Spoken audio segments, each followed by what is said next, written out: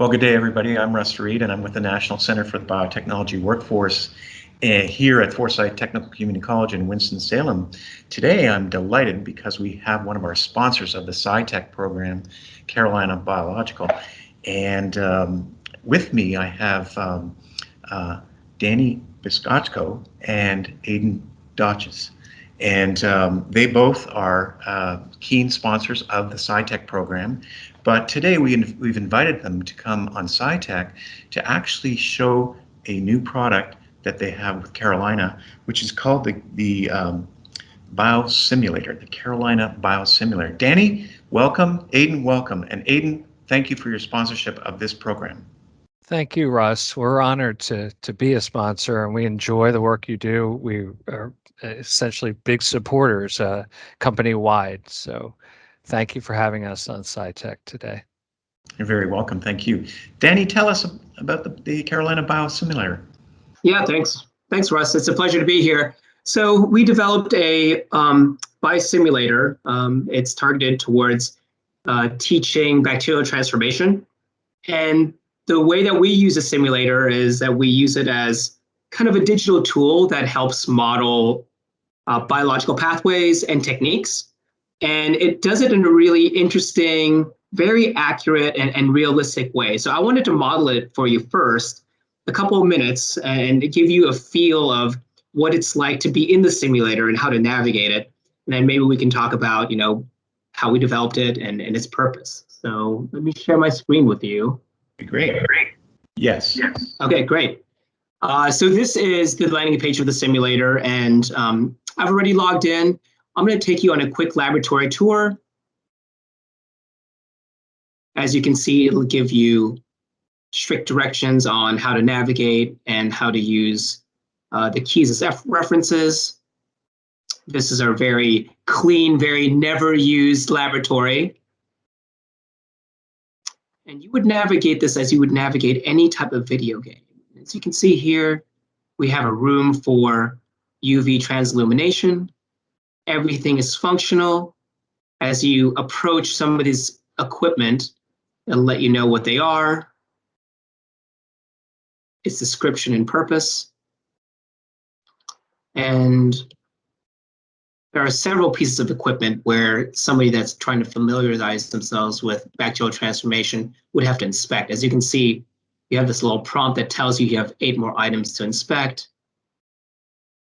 As I walk towards the water bath, it'll prompt you again.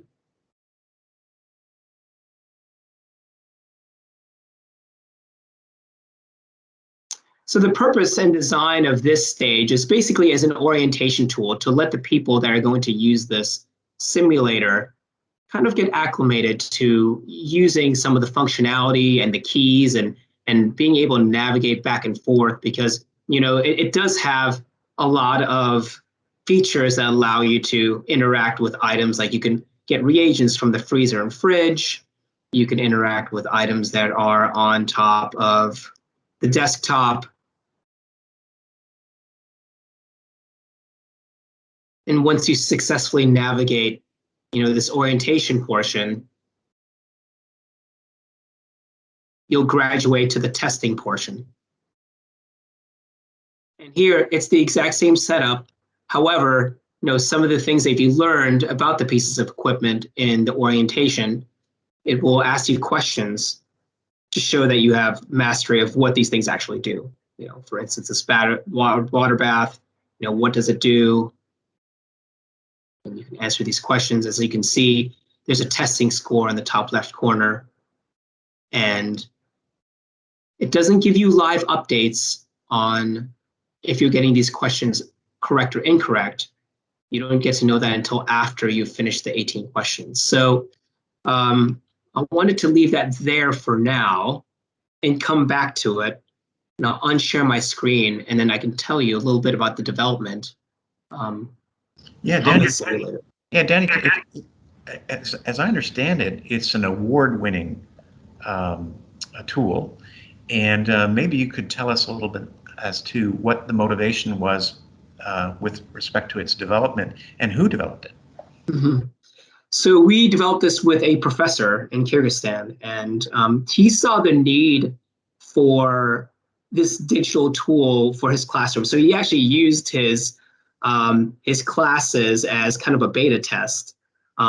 He would do bacterial transformations and other biotechnology targeted experiments in his biology and biotechnology classes, but he wanted to change up the pre-labs. He wanted it to be a little bit more interactive. So he developed this using a Epic Games platform. So if you're not familiar with Epic Games, if you have gamers in your life out there, they certainly know Epic Games. They're probably well known for games like Fortnite and Unreal and Gears of War. And these are video games. However, they have made available their engine that drives the graphics and drives the functionality of these games to other developers. So there's something called an Epic Mega Grant. So people in the education space and in other spaces can actually apply for this grant, and they will give them money to develop something that's something useful other than video games. So our partner, the professor, he applied for this grant, won it, and then started developing it. So he's all self-taught. He taught himself how to code, taught himself how to design all the elements in the game. And as you look at things like the equipment on the desktop or the rooms, a lot of these have been actually modeled after the equipment in our very labs at Carolina Biological, which is kind of neat. But the main purpose is that he saw something in a digital resource to help prepare their students almost as a pre-lab before they actually did like the actual experiment hands-on in the lab. So that's how it first started. That's great. Danny, thinking about teachers and thinking about students, first of all, I guess the question always is, well, how much does this cost? Yeah, and I think it's quite approachable. For a 1-year license, it's $10 for a single license. But for a classroom license, that's a class of 25, it is $150. So you essentially get a $100 discount once you upgrade into your classroom licenses. Yeah, we wanted to make this very approachable, and we wanted it to be affordable for classrooms or districts, because we do believe it is such a useful tool. And we think that the future of education is kind of a marriage between hands-on, like actually doing the things in the lab, but also digital. I think the two working together, one can certainly help prepare for the real thing. And that's really important when it comes to dealing with, reagents that can be quite expensive and building confidence in the students to do the thing before they actually do the real deal in the classroom. Well, I think that makes a lot of sense. I think back to when I was really, when I was younger, that there was a major airport right next to me and a major airline, and one of the things they had developed was an in-flight simulator. And so this really reminds me of a simulator experience that you can actually get, fairly trained up before you actually deal with the real thing. And I guess, we've had these times with COVID where teachers have been, really screaming for things that are virtual, and this looks like a beautiful application of a tool that can be used by them. Tell me how teachers can actually implement this. Yeah, certainly as a preparatory tool. I mean, I feel like that's how I first view this, because, I myself, I thought was pretty, decent student in when I was younger. But even when I walked into the classroom and I would walk up to my lab station and I would see these, test tubes and reagents, it gave me a little bit of an anxiety, because even though I read the pre-lab, I read through all the protocols and I felt like I knew what I was doing. I was still a little nervous, because I knew that, if I messed up in one single step, everything downstream, I wouldn't have results at the end of the day. And that's, as a teacher and as a student, that's what you want. You want something, you want some data so that you can complete, your assignment. And I think using the simulator really helps you prepare, because you have this concept of infinite lives, right? Like in a video game. You go into this, you walk through the protocol, and if you get a couple of questions incorrect, I think that's okay, because you can always go back and try again. Right? You can keep going through the motions of these questions and actually doing the experiment. And that's the wonderful thing about this biosimulator, is that, like, protocol for protocol, step for step, you are doing the exact same thing as you were if you were doing the hands-on kit. In fact, the experiment that you'll be doing in the simulator go hand in hand with our hands-on kit that we also provide at Carolina. So it really is one-to-one. You can continue doing it as many times as you want until you feel comfortable. And that, I think that is the most important thing. As soon as a student has run through this 12, 20, how many ever times it takes for you to feel like you are confident using your own hands, doing this experiment, you should do it. And there's no time restrictions, because you can do this at home, or you can do it in between classes. You can do it during homeroom if you're allowed to. There's just a lot of flexibility in using this tool. Danny, I really like the idea that people can do it at home. And as you know, at this college, at Forsyth Technical Community College, a lot of our students are older, and the average age is probably in the late 20s. And a lot of them have jobs. And so, for them to be able to do a prep before a lab is extremely important, because they have to be really efficient when they're in the lab. So this sounds like a wonderful tool. So congratulations to Carolina for putting this tool together. So what are the plans? What about going forward? Do you have other plans for other simulators? We do. When we were developing this simulator, it came at a very opportune time, if you can call it that, because a lot of classrooms were displaced, and not a lot of classrooms were doing hands-on, and they really needed something digital, or something that could do safely, but also teach concepts like bacterial transformation. But also, I think there's a time where teachers have come back into the classroom. They've come back, and right now they're kind of playing catch up with the students. So right now, I think our focus is to get the simulator into as many hands as possible. So as teachers are taking time this December and trying new things, I hope they're trying this.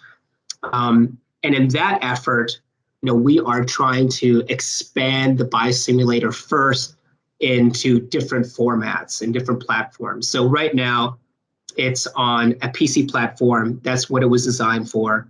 We are expanding into iOS, having this thing be available for Mac users.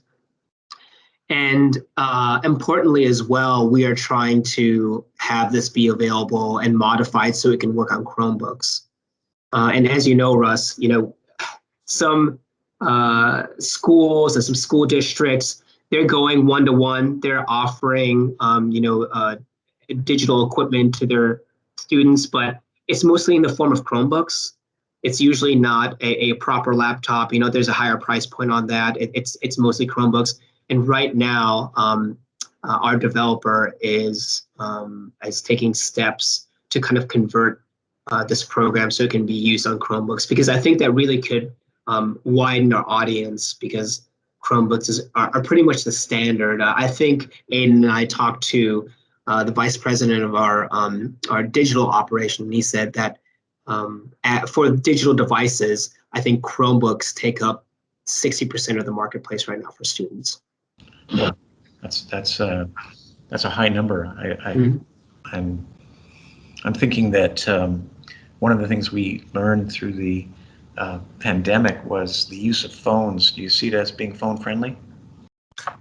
Yes, in fact, I'm glad you mentioned that. Yes, he's also trying to convert something so that it can be used on Androids as well, so that it can be a downloadable product off of Google Play, so they can just download it and use it. And I'm also glad you mentioned that phones, because even though this is a gaming platform and gamers might be like a small subgroup of people, like once you get it onto your phones, I feel like people are very connected to their phones nowadays. So I think that would be second nature. Like, you're learning using your phone, you're learning using your computer, and having it available on your phone would be pretty exciting, I think, for both us and the people that are using it. Well, Danny, I want to thank you so much for coming on today, and I want to thank Aiden as well. Thank Carolina for being such a great supporter of SciTech. I want to acknowledge Sean Killebrew, who's our master technician on the SciTech series. Thank you both for being here today for SciTech. Sean, thank you for your technical abilities in the media. We always appreciate it, and we look forward to seeing you guys in person soon. Thank you. Thanks, Russ.